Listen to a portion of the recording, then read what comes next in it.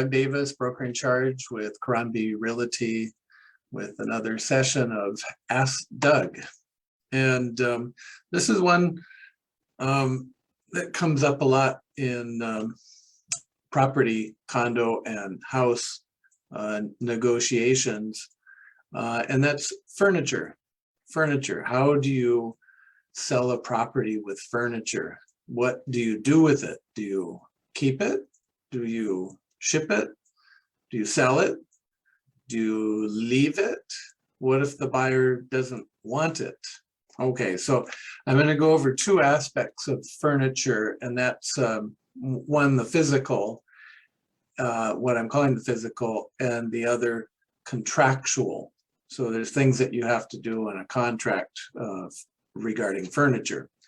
So let's start with the physical, and by that I mean, do you leave it? Do you use it? What do you do with the physical aspects of the furniture? And since it's in your home, it's now used furniture. So, makes it problematic on selling it or shipping it. So here it is. So you have the furniture in the home. It may be a good idea to keep some of it in for staging purposes. It hopefully will look nice in the home or condo, and you can use it. But the buyer comes in and maybe they don't want it, or you want it. So are you going to ship it? Shipping it anywhere is going to cost a lot of money. Unless you're military, their move orders, they get to move all their stuff as part of their moving to a new location. But for most of us, we don't have that, and you got to pay for it, and it's got to be protected, and so it won't get dirty, and it won't get scratched or dinged or cut. So that's professional movers. It's going to go by ship, so container. Is it worth it? So you got to think, I'm shipping used furniture. Would it simply be cheaper to buy all new in our new place, wherever that is, not in Hawaii? Certainly if you're on the island, on Oahu, and moving to another location, it's much easier, of course. So that goes over the shipping part. Sometimes the sellers get lucky and the buyers want it, or they want parts of it. So you can just leave it. But what if the seller doesn't want it and the buyer doesn't want it? Well, there's Craigslist and Facebook marketing, Facebook marketplace. You can sell just about everything if it's priced right on the marketplace.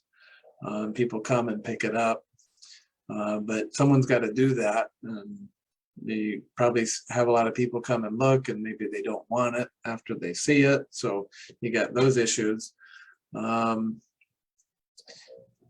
Maybe it has to be given away. Maybe there's a charity that would take it. So those are some of the physical aspects of what to do with furniture. Okay, and then it's really important contractually.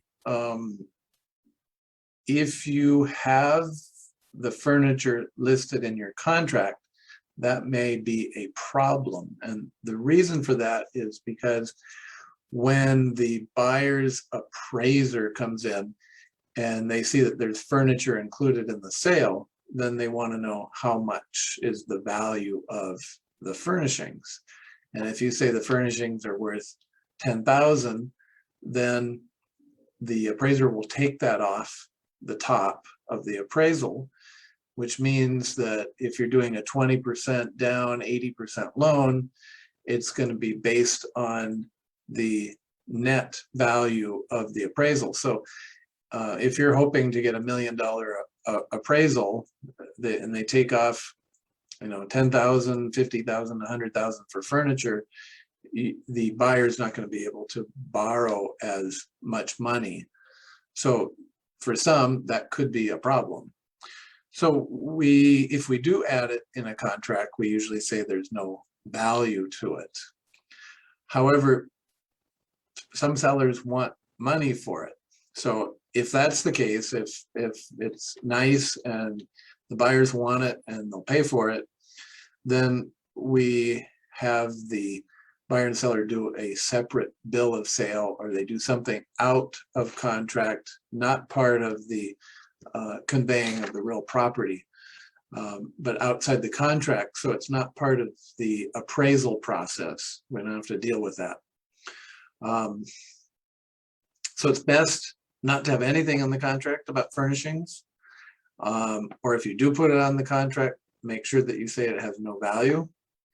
And if there is a value, to do that outside of the escrow. The buyer and seller get together and they do their own thing and pay each other separately, and not involve the escrow company and the bankers as part of that. So seemingly something so simple as furniture can get so incredibly complex, and it's especially burdensome if no one wants it and no one has a home for it.